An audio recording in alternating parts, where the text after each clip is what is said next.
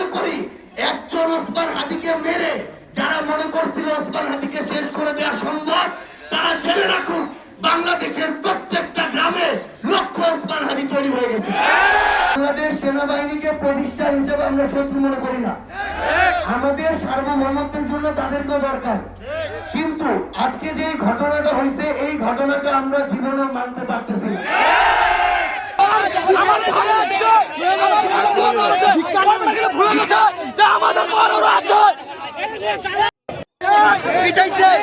একজন হাসপাতালে গেছে, আমাদের তল পেটে লাঠি মারছে,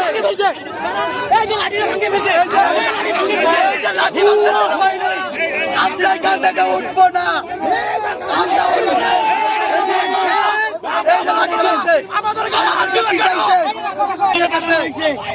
আমরা সেনাবাহিনীর এই নির্লজ্জতার মেনে নিতে পারতেছি না। আমরা কোন ধরনের নির্লজ্জতার পরিচয় দিল,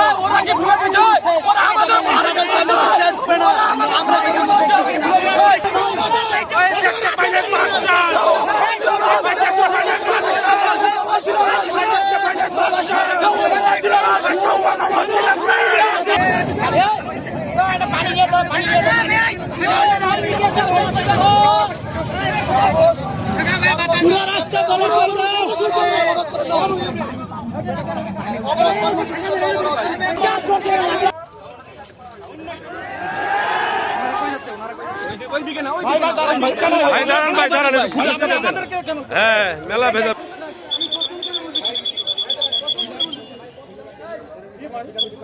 আমার থাকেন তো আপনি সরে যাবেন, থাকেন তো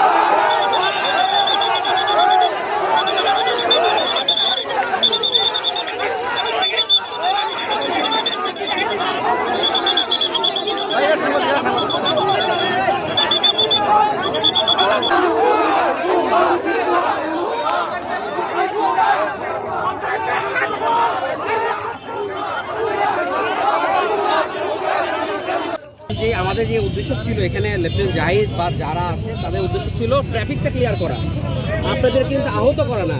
কিন্তু দেখেন ট্রাফিক ক্লিয়ার করতে যেয়ে কিন্তু ওনার গায়ে হাত লেগে গেছে, মনে করেন ওনার গায়ে হাত লেগে গেছে,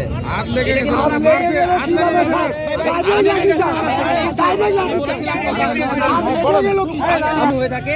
আমি ক্যাম্প কমান্ডার হিসেবে পঞ্চগড় আমি এটা দেখবো। আমি কথা দিচ্ছি, আমি এখানে অনেক দিন ধরে আছি, 8 মাস ধরে আছি। যদি কিছু হয়ে থাকে আমি এটা দেখবো। বাট এখন যদি আপনাদের কিছু দাবি দেওয়া থাকে আমাদের কাছে, আমরা এখানে এত মানুষের মধ্যে আমি এগুলা নিয়ে ডিসকাস করতে আসি না। We can talk in our camp অথবা কোনো একটা জায়গা যেখানে আমরা 4-5 জন থাকবো। আমি একটা পাবলিক প্লেস, এখানে ভিডিও হচ্ছে, আমি এখানে এভাবে বলতে চাই না। কিন্তু স্যার এখানে একটাই আমার আপনারা যেভাবে, আপনাদেরও কিন্তু ভুল আছে, আপনাদের এটা স্বীকার করতে হবে। যখন লেফটেন্যান্ট জাহিদ বললো ভাই রাস্তার এক পাশে আন, আপনারা কিন্তু জাস্ট স্পেসিফিকলি এভাবে বলছেন যে আমরা রাস্তা ছাড়বো না যতক্ষণ পর্যন্ত এই এটা শেষ না। স্যার এটা বলা হয়নি না, এটা বল লাঠি চার্জ হয়ে যেতে পারে। এটা আমরা পরে আপনাদের নিউজের একটা বক্তব্য দেন না, আমরা নিউজটা কি করব? আমি নিউজের জন্য একটা বক্তব্য দেন। নিউজে বলে আমরা পরিস্থিতি শান্ত বলবো, শান্ত পরিস্থিতি শান্ত, আপনারা গাড়ি চলতেছে, অবশ্যই আপনারা আমাদের সঙ্গে ক্যাম্পে দেখা হবে, কিন্তু এই যে এখন পরিস্থিতি শান্ত, শান্ত। তারা অলরেডি কনভিন্স, তারা তাদের সাথে আমাদের কোনো ইয়া নাই। তাদের বললো যে, আমি বললাম যে আপনারা ক্যাম্পে আসেন, তখন বললো যে ঠিক আছে আমরা আমাদের প্রতিনিধি রিপ্রেজেন্টেটিভ যারা আছে ওদেরকে নিয়ে আমরা ক্যাম্পে এসে কথা বলবো যদি কিছু হয়ে থাকে। এই আর কি, দ্যাটস ইট, আর কোনো প্রবলেম নাই।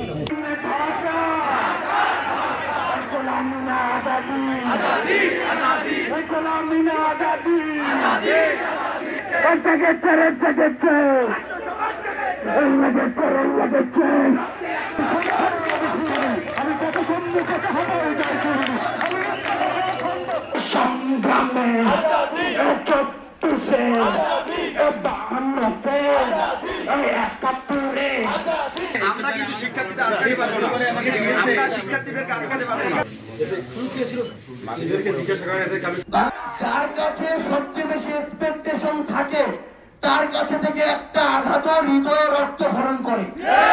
আজকে ওই জিনিসটা হয়েছে। এখনো আপনি জিজ্ঞাসা করেন এখানে যারা আছে বাংলাদেশের আইন শৃঙ্খলা রক্ষাকারী বাহিনীর যেই প্রতিষ্ঠানটার উপরে তাদের ন্যূনতম সর্বশেষ একটা আস্থা আছে সেটা হলো সেনাবাহিনী। কিন্তু আজকে সেনাবাহিনীর ওই ইউনিফর্ম পরা সদস্যদের দ্বারা তারা আঘাতপ্রাপ্ত হয়েছে, রক্ষাপ্ত হয়েছে। এটা হলো ক্ষোভের বহিঃপ্রকাশ। আপনাদেরকে এখন এই নার্ভটা বুঝতে হবে। আমার ওইখানে এটা আপনারা বলতেছেন যে এখানে 10 কিলোমিটার 5 কিলোমিটার অনেকে আটকে ছিল, এটা এই জায়গা থেকে তারা অনেক কষ্ট করছে। কিন্তু এটাও বুঝতে হবে এই প্রত্যেকটা মানুষের মনে হাদির সারা জীবন বেঁচে থাকতে মরার আগে পর্যন্ত। এবং শুধু পঞ্চগড় ব্লকের না, প্রয়োজন হলে হাদি হত্যার বিচারের জন্য আবার বাংলাদেশ ব্লকের দিতে হবে। আপনারা এই নামটা দয়া করে বুঝেন। আপনারা যদি বলেন যে আমার কোন সেনাবাহিনীর ভাইয়ের সাথে কেউ এমন কথা বলছে যেটা পছন্দ হয় নাই, মিসকমিউনিকেশন হয়েছে, আমরা মাপ চাই। কিন্তু আপনারা যেটা করছেন আমাদের আবেগের সর্বোচ্চ জায়গায় আপনারা আঘাত করছেন। অন্য কোনো একটা আন্দোলনে আপনারা যদি এইভাবে আঘাত করতেন এই রিঅ্যাকশন দেখতেন না। আজকে এখানে যারা আছে সব মানুষগুলা দলীয় পরিচয়ের মধ্যে সীমাবদ্ধ না। এই মানুষগুলা রাতের বেলা এখানে নেমে আসছে কারণ এই বিষয়টা ওসমান হাদি সম্পর্কিত। এখন আপনাদের কাছে আমাদের অনুরোধ একদম স্পষ্ট করে জোরে, এই আবেগটা আপনাদের বুঝতে হবে। সেনাবাহিনীর যে ভাই যারা আপনারা এখানে দায়িত্বে ছিলেন, মিসকমিউনিকেশন বলেন আর যাই বলেন, যেটা ঘটনা হয়েছে এটা হওয়া উচিত হয়নি। আপনাদেরকে দেখেন, আমরা একদম স্পষ্ট করে একটা জিনিস বলি, আপনাদেরকে এই কমিটমেন্টটা দিতে হবে এই জায়গায়। আপনারা প্রথমে এটা স্বীকার করে নিতে হবে যেটা করছেন সেটা করা উচিত হয়নি। এটা স্বীকার যদি না করা হয় কারো কলিজা ঠান্ডা করা সম্ভব না।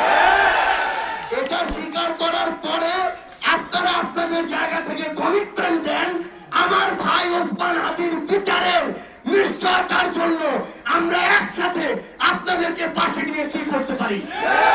জেলা প্রশাসন সহযোগিতা করেন, হাজার হাজার ছাত্র জনতা এই পঞ্চগড়ের রাস্তায় নামবে, 63 জেলা টাকা